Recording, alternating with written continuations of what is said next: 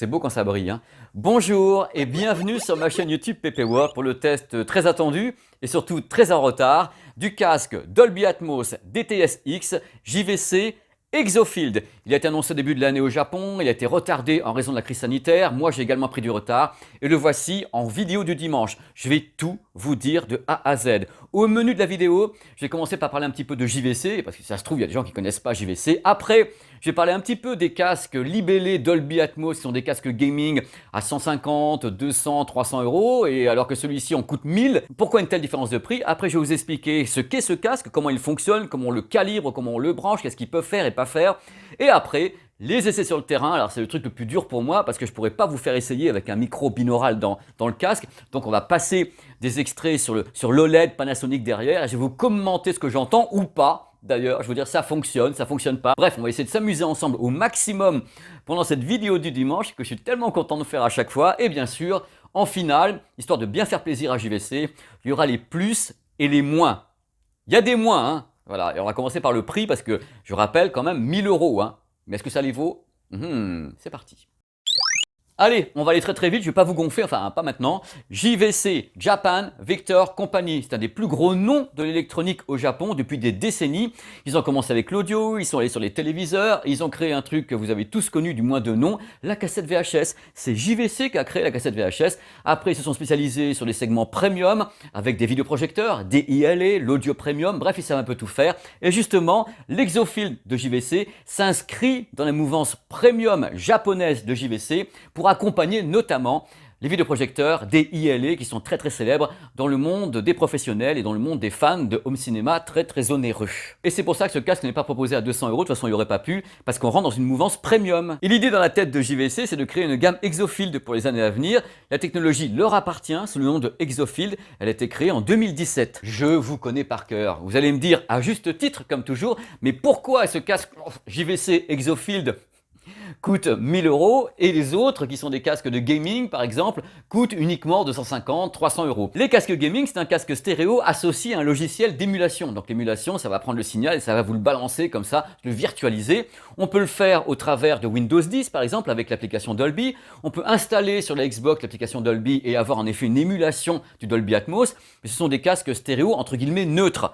Là, c'est un casque qui est actif. Vous allez comprendre pourquoi et ça va faire toute la différence sur le terrain et ça justifie entre guillemets le tarif. Ou pas? Est-ce que ce casque a ou a eu des concurrents? La réponse est oui. En 2016, Sony a sorti un casque que moi j'ai adoré, qui virtualisait en 9.1 canaux. Seulement c'est un casque qui n'est plus en vente, qui n'avait pas d'application et aucun calibrage. Donc il était entre guillemets statique. Il était passif. Là, pas sûr. Attention, on va entrer dans le dur, mais je vais rester super accessible. On est entre nous comme ça, au coin de la cheminée, on va la faire à la cool. Le JVC Exofield, ce n'est pas uniquement un casque, même si le casque est fabuleux. Regardez un petit peu ce casque comme ça. C'est un casque avec des coussinets de 3 cm. Imaginez le truc. Un intérieur transducteur de 40 mm, super dynamique, super conception. Quand on positionne le casque, déjà, très belle isolation passive, il n'est même pas encore en route. Mais figurez-vous que le casque ne peut pas fonctionner tout seul. Il a besoin d'une chose, un calibrage. Et pour ça, il y a l'application qui s'appelle Exofield Theater, qu'on va activer ensemble. On va tout faire ensemble, vous allez voir, ça va être drôle. Mais ce n'est pas fini. Le casque, l'application ne suffit pas. Il faut le module. Le module, c'est un hub. C'est lui qui a l'électronique, c'est lui qui va justement gérer la calibration. Pour être encore plus clair, les HDMI sont compatibles ARC et eARC. Donc, il faut vraiment considérer ce produit comme un hub. Vous avez plusieurs façons de le connecter. Soit vous branchez directement vos produits sur les HDMI ici et vous envoyez le son et l'image vers le téléviseur. Soit vous utilisez le son qui vient du téléviseur par la HDMI ARC et eARC directement sur le produit. Soit vous mettez directement le hub à la sortie d'un ampli audio-vidéo et vous mettez le signal vidéo qui part ailleurs. Bref, il y a plusieurs options, vous voyez à l'écran, pour connecter cette petite chose. En complément, si vous pouvez regarder la vidéo sur Sonos Arc, vous avez l'explication entre ARC et eARC. Voilà, c'est une question de débit, de possibilités, mais quoi qu'il en soit, lui, il lui faut du jus. Et là, vous vous dites, mais qu'est-ce qu'on fait réellement avec ce binôme? Alors, JVC a vraiment vu les choses en grand. Grâce à un casque stéréo, le pari de base, c'est de parvenir à vous offrir un son en 7.1.4 canaux virtuels. Il faut savoir que le Sony, par exemple, s'arrêtait à 9.1. La plupart des casques gaming sont en 5.1 ou 7.1. Là, c'est du 7.1.4. Ça veut dire que 7.1 canaux, c'est donc 7 canaux au sol plus le grave. Et les .4, c'est les canaux virtuels dans les airs, c'est-à-dire Dolby Atmos, DTS:X. Et tout ça à partir d'un départ stéréo. Vous voyez un petit peu le travail technique autour de tout ça. Chose importante, la liaison entre le casque et son module, donc son cerveau, se fait en Wi-Fi. Wi-Fi sécurisé en 5 Go. Donc le 5 Go évite les interférences, des trucs comme ça, et c'est sur plusieurs dizaines de mètres, même si vous voulez, parce que ça va très très loin, c'est entre guillemets assez puissant, et lui il est fait pour ça. Par contre, le contrôle avec l'application se fait avec le Bluetooth, hein, donc il est à la fois Wi-Fi et Bluetooth pour permettre le contrôle avec l'application pendant que vous regardez un film. Vous pouvez bien sûr savoir quel type de codec, vous pouvez gérer par exemple la voix centrale, gérer l'égaliseur. Mais avant tout ça, le truc qui est très important, c'est qu'il faut calibrer le casque par rapport à l'individu qui va l'écouter. Il y a 4 profils disponibles dans l'application parce que vous le savez certainement, le son n'est pas perçu de la même façon par tout le monde. Il y a la forme du visage, ici les pommettes, il y a la taille des oreilles et le son va être envoyé tout à l'heure. Il y a plein de tests qui vont rentrer dans le conduit auditif pour voir sa forme également et pour voir ce qui va ressortir. Et là, à ce moment-là, on pourra créer vraiment une acoustique sur mesure. Vraiment très très précise, c'est ce que ne font pas en général la plupart des casques. C'est-à-dire qu'en effet, on balance le signal et on s'en fiche un petit peu de ce qui va se passer. Il faut savoir que ce casque a demandé plus d'une année de conception et de la bouche des gens de JVC, ils m'ont dit le plus dur, c'était de concevoir justement tout système d'analyse de la morphologie de l'individu qui va écouter le casque. Ils ont fait une analyse sur 3000 types d'oreilles, de formes de visage et autres, pour entrer tout ça en mémoire dans la bestiole ici. Et quand tout à l'heure elle va faire le check sur mes oreilles, elle va dire tiens, celui-ci il est tout petit, les petites oreilles, il est pas propre et tout, des horreurs. Grâce aux 2 micros présents dans les oreillettes, le JVC Exophile va compiler toutes les données et va créer un son sur mesure qui m'appartient à moi, seulement moi. Si quelqu'un d'autre va utiliser le casque, il faudra qu'il refasse la manip. Il y a 4 profils différents qui peuvent être entrés en mémoire. C'est beau la science quand même. Mais je rappelle quand même le concept de folie. C'est qu'à partir d'un casque stéréo, l'idée c'est de créer 7.1.4 canaux virtuels comme si vous écoutiez votre propre home cinéma avec 7.1.4 enceintes autour de vous. C'est pas une mince affaire comme quand on sait que les enceintes c'est en général ce qu'on fait de mieux. Je peux vous le dire, c'est ce que j'ai ici. Donc je pourrais vraiment comparer les choses. Si ça marche pas, je vais vous le dire. Je suis en train de faire tous les tests et le casque m'envoie des tas de signaux, des boups, des tas de choses pour savoir quelles sont les caractéristiques de mon visage, de mon audition et tout pour savoir s'il faut compenser le fait que j'ai 75 ans et que ça va pas du tout quoi. Il est en train de calculer. Voilà, 100%. Regardez, je suis comme un gamin de 3 ans, je suis prêt, tout est prêt. Pour que vous sachiez, je n'ai jamais écouté le casque encore avec les effets Dolby Atmos parce que je me réservais pour vous, pour que vous ayez vraiment mes réactions les plus naturelles possibles, que je ne sois pas en train, comme toujours, d'en faire des caisses. Ça sera des caisses, mais du vécu en live. Alors, il y a un mode d'emploi, par contre, pour ces petites démonstrations. Là, à l'image, vous allez avoir donc le programme que je suis en train d'entendre, moi, en Dolby Atmos. Pour que vous ne soyez pas frustrés, je laisse le son dans la pièce. Mais le son va être capté avec ce micro-là, donc ça ne sera pas un son en Dolby Atmos. Vous allez quand même avoir du son du programme. Et moi, je vais vous commenter en même temps ce que je ressens en Dolby Atmos. J'ai pas le choix parce que je ne peux pas, moi, techniquement, capter ma voix ainsi que ce qu'il y a dans la pièce en binaural. Ça va être une cacophonie abominable. Donc, j'ai choisi ça pour qu'au moins vous ayez le son. C'est parti, on va commencer avec des démos en Atmos en 7.1.4 et je vais vous dire ce que ça vaut. Allez, let's go. Vous allez entendre le son. Vous allez entendre le son partir, j'allais dire. Vous entendez le son, mais... Oh là là! Vous avez tous ces canaux activés chez moi. Je fais les gestes avec la main de ce que j'entends. Ouais, alors j'ai tout à l'horizontale. Hein. C'est-à-dire que là, j'ai des sons, vous voyez, ça s'allume à l'écran. Ce que moi j'entends, c'est à l'écran. On a du niveau. Hein. Le truc qui est impressionnant, c'est qu'il y a vraiment du volume. Hein. Oh là là! Là, ça se mélange un petit peu de tous les côtés. J'en ai partout, j'ai pas d'élévation. C'est-à-dire que j'ai tout en horizontal, je n'ai pas d'élévation pour le moment. C'est très large, très large. Et puis il y a du volume, hein. Waouh!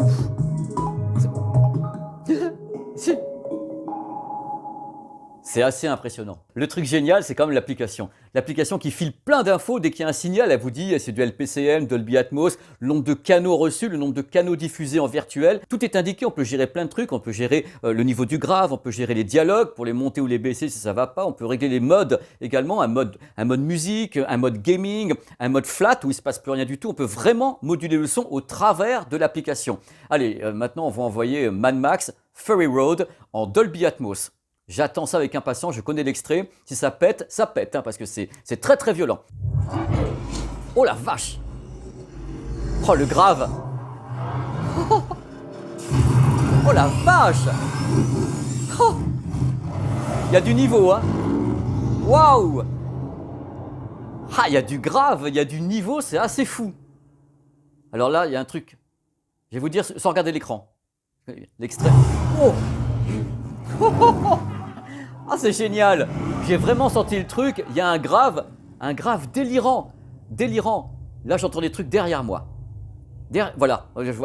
J'entends des trucs vraiment derrière moi. J'ai toujours pas d'élévation. Hein. J'entends derrière moi. Vraiment, j'entends approcher. Sincèrement, oh là là, le niveau, le grave. Alors le grave est tellement là qu'il enfouit un peu le reste quand même. On a un grave qui est très lourd, celui qu'on entend dans les salles Dolby Cinema ou IMAX. Un grave qui est très très très lourd, qui vous prend aux tripes. C'est très impressionnant au niveau du grave. Maintenant, j'ai besoin d'autres extraits pour connaître l'élévation du Dolby Atmos, pour connaître un petit peu plus le médium, les dialogues. Je vais aller vers d'autres choses. Ah, je kiffe! On continue. Dans quelques instants, c'est une Mir Dolby avec 7.1 canaux séparés. Je vais les mettre un par un et essayer de savoir si le casque parvient justement à me placer correctement les 7.1.4. C'est parti, on va voir ce que ça donne. Là, c'est la Mir. Voilà. Vous allez oh là! En effet, là, on a un des haut-parleurs parfaitement situé. On va continuer. C'est important cette Mir, c'est important. Voilà, le deuxième ici. Parfaitement situé.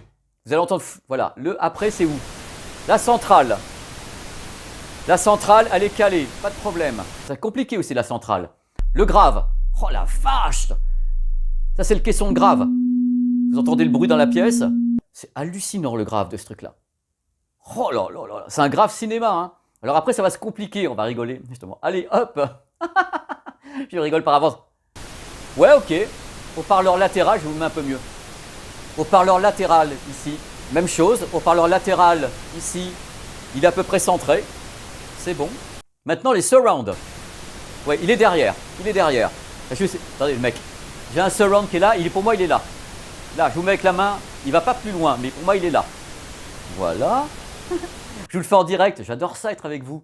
Alors là l'autre, même chose, voilà il est là. Il est là, on sent bien. Après je crois qu'on va beaucoup rigoler parce que ce sont les surrounds d'élévation. Ah, alors là, c'est l'enceinte qui est en l'air. Alors en effet, l'enceinte qui est en l'air, ce qu'elle fait, c'est qu'elle ne monte pas vraiment. Elle s'arrête là. Pour moi, elle s'arrête là. Elle est bien derrière, là. Elle ne monte pas au plafond comme on pourrait le faire avec mon système ici. C'est là la différence. On va en reparler, justement. On va en reparler. L'autre enceinte, ça va être la même chose, hein, la deuxième d'élévation. Ouais, c'est-à-dire que voilà, il est là. Il est là. Il n'est pas là. Voilà. Il est là, il n'est pas là. Mais il y a quand même un gros travail. J'avais rarement entendu ça, ce type de casque. Ça vous a plu comme ça, ces séquences incroyables avec le pff et puis moi qui gueule par-dessus. C'est incroyable la vidéo du dimanche quand même, hein. On aimerait en voir moins souvent. Maintenant, c'est Ready Player One en Dolby Atmos. Je vais commenter des séquences que vous connaissez par cœur. Alors, élévation, pas élévation, le grave, où sont les dialogues, on va voir ça. Dolby Atmos ici.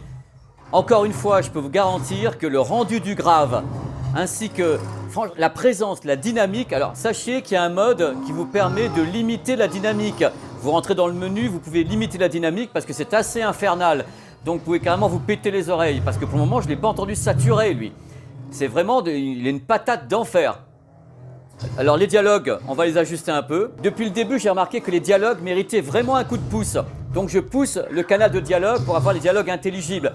Parce que la virtualisation prend vraiment le dessus. Je peux vous garantir qu'on a vraiment de l'effet. C'est très spatialisé. Très large. Je pense qu'en effet, ce système, tout en étant à mon avis excellent, parce que ce que j'entends est absolument fabuleux, c'est un des meilleurs que je connaisse, ne peut pas rivaliser avec un véritable système d'enceinte. C'est pas possible. Moi, j'ai pas l'élévation que je peux avoir dans cette pièce. Là, quand même, ouais, c'est assez fort. J'ai pas tout à fait l'élévation que je peux avoir avec mes enceintes en dur ici dans la pièce. Mais ça peut vraiment faire sensation. Le truc, c'est que je vais être très franc avec vous. Moi, ce qui me dérange avec ça, c'est que j'ai quand même un casque sur les oreilles. J'ai un casque qui est là, il y a des coussinets de 3 cm, ça m'appuie un petit peu sur la tête. Je n'ai pas la liberté d'avoir un son qui serait comme ça dans ma pièce, libéré du casque. On reste enfermé dans un spectacle, on aime ou on n'aime pas. Moi, je sais que là, ce que j'ai entendu depuis maintenant 1 heure ou 2 heures où je bosse avec le produit, j'entends que ça fonctionne très bien. Mais moi, je ne me fais pas 4 films de suite avec ça, parce que j'ai l'impression d'être dans un étau. Donc, je préfère un système qui est ouvert, un système qui est comme ça. Mais techniquement, j'avoue que c'est littéralement bluffant. C'est vraiment bluffant. En réglant bien les dialogues, on arrive à les avoir bien intelligibles. Mais ils sont plus diffus. C'est-à-dire qu'on a l'impression que le système travaille beaucoup avec des sensations d'écho, de réverb, pour justement augmenter l'espace. Ça fait que le dialogue se perd un petit peu dans sa précision centrale. Parce que moi, j'aime bien les dialogues qui sont calés, tu sais, où tu peux entendre le dialogue ici, devant toi. Et quelquefois, quand ça part un peu de tous les côtés, parce que c'est justement virtualisé, il y a un algorithme qui travaille, le dialogue est moins précis. C'est pas un problème, c'est un truc que je remarque. Je trouve que le dialogue, il est là quand on le pousse, mais il n'est pas centré, il n'est pas aussi précis, il est plus diffus, comme s'il y avait un peu de réverb, un peu d'écho dans l'algorithme même de travail. Mais ce n'est pas un défaut, c'est une façon de faire. Tu sais le truc quand tu as un téléviseur ou un vidéoprojecteur et que tu as une enceinte centrale. L'enceinte centrale te cale bien les dialogues, ça fait qu'il peut y avoir des bruits autour, en haut, en bas. Le dialogue reste bien au milieu. Là, c'est plus compliqué de faire ça. Parce qu'on a 2 haut-parleurs, enfin 2 drivers et on doit spatialiser. Alors moi, j'ai bien aimé le mode flat où on touche à rien. Le mode cinéma en rajoute beaucoup, ça c'est mon avis. Le mode gaming est intéressant. Mais en flat, moi j'aime bien. J'aime pas tripoter le son, j'ai pas touché à l'égaliseur. Si vous avez un problème de synchro-voix, vous pouvez jouer du délai en millisecondes sur l'application directement. Tic, tic, tic. Vous pouvez rattraper ça. Si vous voulez, voilà, vous avez l'égaliseur que je ne touche jamais. Alors même en musique, je ne touche pas à l'égaliseur. J'ai pas envie. Là, vous n'avez pas des enceintes, vous avez ce casque-là, donc on ne va pas jouer pour chaque enceinte. Et si vous commencez à toucher à ça, vous allez le retoucher à chaque film que vous allez mettre. Et ça, je suis contre. Mais vous pouvez le faire. 5 bandes. Voilà, j'ai enclenché le mode concert. Je suis en 5.1 canaux, c'est le mixage de ce concert. C'est très large. C'est-à-dire que la musique, en effet, est mixée, ils ont mixé la musique plutôt avec une version un peu stéréophonique. Mais c'est vrai que la foule, moi, je l'ai tout autour, sur le concert de Timberlake. J'ai vraiment tout autour la foule. Stop, regardez, il est 3 h du matin. Je lui ai tout fait à ce cas. Je vois qu'il fume, il est derrière moi. Il est en train de... Oh non mais arrête, Pipidji, j'en peux plus. C'est moi qui en peux plus, j'ai les oreilles toutes rouges. Alors on va faire un petit peu le point. Est-ce que les 1 000 € sont justifiés ? Alors moi je vais vous dire au niveau technique, le casque est quand même une sacrée réussite, j'allais dire une putain de réussite. C'est que vraiment quand on voit le concept en Wi-Fi, l'algorithme exophile, la façon dont il fonctionne, tout le calibrage audio, le contrôle avec l'application et tout, c'est quand même un sacré travail. Le plus gros concurrent qu'avait ce casque, ce ne sont pas les casques gaming Dolby Atmos à 200 €, c'était le casque Sony, qui était un casque pour le home cinéma qui avait été lancé en 2016, je vous en ai parlé au début de la vidéo. Sur les films avec une bonne bande son, quand j'ai mis Mad Max ou bien Ready Player One ou d'autres extraits de films que je connais par cœur en Atmos ou autre, quel que soit le signal, s'il est de bonne qualité, même Netflix en Dolby Digital Plus, ou bien du DTS HD Master Audio, ou bien du Dolby True HD, parce qu'il peut tout gober, vous avez la liste à l'écran, il prend tous les formats, et bien ce qu'il a réussi à faire, c'est que quand même il y avait une sacrée dynamique derrière, et qu'on avait une ampleur qui était assez large, assez gigantesque. Mais, je vous le dis les yeux dans les yeux, regardez, comme j'aime faire ça, je vous le dis les yeux dans les yeux, on ne peut pas atteindre avec ça sur les oreilles, ce qu'on peut atteindre avec un système de 5.1, 7.1, 9.1, 7.1.1.4, tout ce que vous voulez, en enceinte réelle. On n'a pas la même sensation. Mais je pense que comme moi, vous êtes lucide, c'est quand même un sacré investissement. C'est quand même 1 000 €, mais c'est une solution étonnante dans le cas où on n'a pas de système d'enceinte en dur dans la pièce, dans le cas où on ne veut pas d'une barre de son où on en a une, mais le soir, la nuit, on préfère avoir autre chose, parce que le truc, c'est que c'est quand même pour écouter quelquefois le soir très fort, parce que du volume, il y en a, sans gêner personne, parce qu'une fois que c'est clos, en plus, c'est un casque fermé, là, dehors, on ne va pas vous entendre, c'est le moins qu'on puisse dire, donc c'est vraiment une solution incroyable, onéreuse, mais d'avenir, c'est-à-dire que c'est un des meilleurs que j'ai testé. C'est un produit extrêmement intéressant et je suis content d'avoir pris toutes ces heures pour le tester, l'éprouver. Je suis éprouvé moi-même, c'est pour ça qu'on va passer au plus et au moins. Parce que là, j'en peux plus. Il doit être, je sais pas, 4 h du matin, mais c'est beau. Le concept pointu, haut de gamme, on sent que c'est de la haute technicité, on sent que les mecs ont vraiment bossé sur quelque chose au niveau algorithmique. Ça va très très loin tout de même, c'est vachement bien fait. Excellent résultat avec les bandes son très bien mixées. Le hub, le boîtier HDMI est quand même super pratique. HDMI ARC et iARC. L'application, j'ai adoré. Contrôle total, c'est fabuleux. Depuis ton canapé, tu on fait ce qu'on veut. Je sais, les amplis home cinéma le font aussi, mais là, ça va très très loin. C'est un casque uniquement. Sur la plupart de mes tests, la spatialisation est très réussie. On a vraiment un effet très large. Très bonne gestion des effets. Même quand c'est un peu cacophonique de tous les côtés, le système arrive quand même à déterrer des effets et à les balancer. Tout n'est pas noyé. Un son sur mesure grâce au calibrage via l'application. On teste ton oreille et on vérifie que ta morphologie est extraordinaire. Globalement, c'est super simple à utiliser. Mémoire de 4 profils. Utilisation possible en gaming avec l'application Dolby notamment sur la Xbox ou bien sur Windows 10. On peut comme ça spatialiser, émuler et balancer ça dans le casque en HDMI ou tout ce que vous voulez. Hop, c'est parti. Et dans les points positifs, c'est quand même un produit rare. Il n'y en a pas beaucoup des casques comme ça qui sont Dolby Atmos, DTS-X, des casques certifiés avec une telle technologie. C'est extrêmement rare. Le prix, les boutons sur le casque, enfin les surfaces, c'est pas facile, c'est pas intuitif du tout. Moi, quand je mets le casque, j'appuyais partout. Hein. Je cherchais les boutons avec les doigts. Les dialogues sont parfois un peu brouillons. Ils ont du mal à être centrés. Il faut mettre un peu plus de gain pour faire monter les dialogues parce que voilà, c'est ce que j'ai trouvé. Après, si vous l'avez, vous me direz si vous trouvez que les dialogues sont bien centrés, bien intelligibles. Mais une fois qu'on règle, c'est bon. Je le mets dans les moins parce que c'est important de vous le dire. J'ai toujours eu quelque part une sensation d'un peu d'écrasement, d'étouffement. On n'est pas avec les oreilles à l'air comme ça, les oreilles de Dumbo dans une pièce où il y a plein d'enceintes. On a quelque chose sur les oreilles.